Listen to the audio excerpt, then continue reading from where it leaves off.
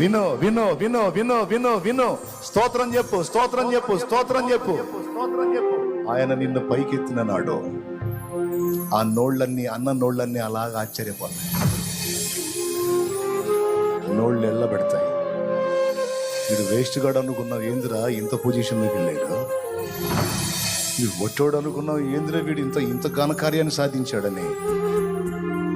దేవుడిని ఎడల చూపేటువంటి కార్యాలను బట్టి వాళ్ళ నోళ్ళు మూతబడతాయి, వాళ్ళ తలలు దించుతాయి. ఎంతమందికి విశ్వాసం ఉంది? కహాని చెబుతున్నానా? భక్తులు అలా చేయలేదన్నా తండ్రి. విరిగి నలిగిన హృదయము గలవారికి యెహోవా ఆసన్నుడు. అలాంటి హృదయం దావీదు కలిగి ఉన్నాడు, యోసేపు కలిగి ఉన్నాడు. దేవుడు వారిని ఎత్తిపట్టాడు.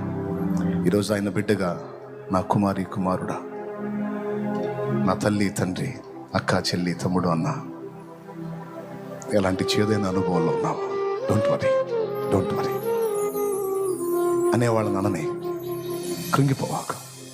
నీ పిల్లలు తిడుతున్నారా?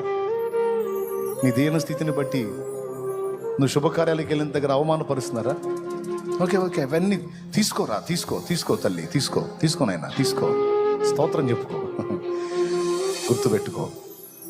రేపు అవన్నీ మధురమైన జ్ఞాపకాలుగా మారబోతున్నాయి నీకు. నువ్వు ఏ కార్యాలకు వెళ్ళిన దగ్గర నేను అవమానపరిచారా? డోంట్ వరీ, తీసుకో అవన్నీ గుర్తుపెట్టుకో. అవన్నీ నీకు తీయని జ్ఞాపకాలుగా మారబోతున్నాయి. అవి నాకు వద్దు అనుకుంటే మరి రేపు మధురమైన జ్ఞాపకాలు ఏము? అక్క చెల్లి తమ్ముడు అన్న, ఎలాంటి చేదైన అనుభవాల్లో ఉన్నావు, డోంట్ వరీ అనేవాళ్ళని అననే, కృంగిపోవాక. నీ పిల్లలు తిడుతున్నారా?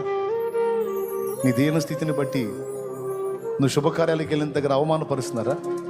ఓకే ఓకే, అవన్నీ తీసుకోరా, తీసుకో తల్లి, తీసుకోనైనా తీసుకో, స్తోత్రం చెప్పుకో, గుర్తుపెట్టుకో. రేపు అవన్నీ మధురమైన జ్ఞాపకాలుగా మారబోతున్నాయి నీకు.